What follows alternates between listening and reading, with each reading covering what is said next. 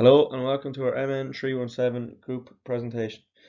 In this presentation we will discuss the evaluation of the free trade negotiation process between the EU and the UK. This presentation will be broken up into three sections. The first area we looked at was the preparation and details on the background of the negotiation. Before the free trade negotiations began between the EU and the UK, the Commission started with an assessment of the likely impact of an agreement. They then reached out to the public and had a public consultation on what an agreement should achieve post-referendum. There was then an informal scoping exercise which sets out what both parties wish to negotiate. The Commission made a recommendation to the Council to open the negotiations. The Commission would have also proposed draft negotiation directives. The Commission then moved to informing the Parliament. The Commission immediately made the negotiation directives available by publishing them online and by sending them to the Council, the Parliament and EU national parliaments. The Council adopted a decision authorising the Commission to open negotiations. This decision may have also included non-binding negotiation directives to the Commission. Finally, the EU's chief negotiator in the Commissioner's Directive General for Trade would have put together a negotiating team.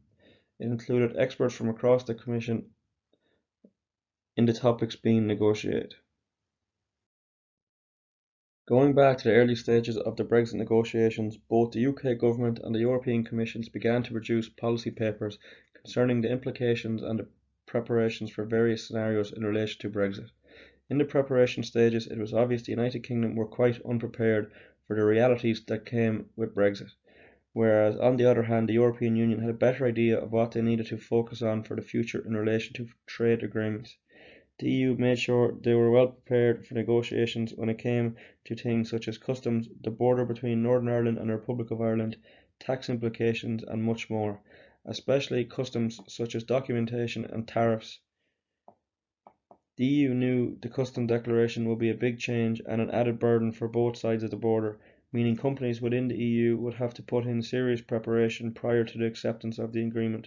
It was clear that it would be essential to have registrations and data to support these customs declarations going forward. Although a deal was met in relation to free trade, the deal merely meant customs duty and free right to use each other's marketplaces. This did not mean all goods would not entail custom costs when reaching their destination on the other side of the border. The EU soon realised that the control mechanisms would be needed to evaluate whether the rules of origin have been met. A big preparation was taken by the EU was looking into what tax implications they would be met with if the agreement was accepted. The EU laid out their proposition that UK nationals travelling, working or living in the EU and vice versa will continue to hold entitlements to several benefits.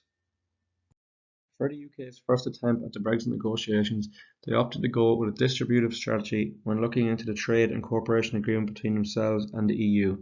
Distributive bargaining strategy is one in which one party gains only if the other party loses something. This approach was to suit the times when you're bargaining for what's known as fixed capital. So in terms of Brexit, this would include custom prices and the cost of tariffs, so basically the fixed cost of the movement of goods. The UK were very focused on themselves and the decisions that would impact their own country rather than how it would affect EU members. The UK wanted trade to be easy and frictionless, but this was unrealistic as they wanted a win-win outcome while implementing a win-lose strategy. When Britain revealed that they were leaving the EU, a dark cloud appeared upon the Irish economy, as both exports to and particularly imports from the UK account for a significant share of Irish trade. The Irish government were concerned about the detrimental impact trade barriers would create on Irish departments such as financial, business, agriculture and foreign direct investment. The UK began negotiations in 2018, concluding with a legally binding withdrawal agreement. The UK's motive was clear and concise, adapting an individualistic negotiation approach. The UK were only concerned about maximising their own gain whilst ignoring the effects of the Irish economy.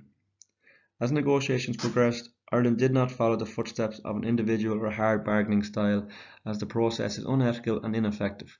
The Irish economy implemented a competitive negotiation approach to highlight the importance of Ireland as a trading partner to encourage England to cooperate regarding future decisions.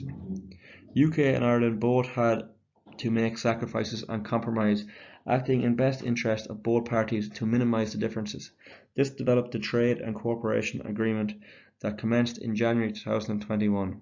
In conclusion, trading between both countries will never compare to the relationship prior to Brexit, but still provide strong foundations for effective future trading.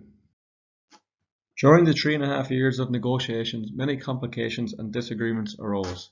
Differing opinions on topics surrounding a level playing field for both parties, disagreements on governance and fisheries also proved to be sticky topics to reach an agreement on. The European Union felt it was critical that EU member countries could continue to fish in UK waters.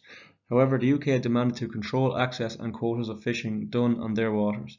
Political commentators claimed that up to 90% of British fishers supported Brexit as they considered the UK was disadvantaged compared to other EU member states. Regaining control of their waters was a key part of the UK's Leave campaign in 2016, so negotiations were always going to be difficult when it came to this matter. With the UK using a distributive negotiation style and the EU using an integrative approach, it was clear the negotiations were always going to be difficult.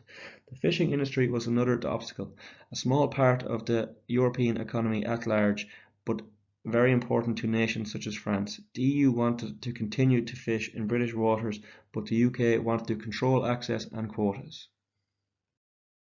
On 24 December 2020, the EU and the UK came to a trade and cooperation agreement. This agreement meant the UK are still given tariff-free access to the European market and permission to continue participating in EU flagship programmes. The EU ensured that the UK are committed to a robust level playing field for all, which was their main priority. The EU will continue to fish in the UK waters up until 2026.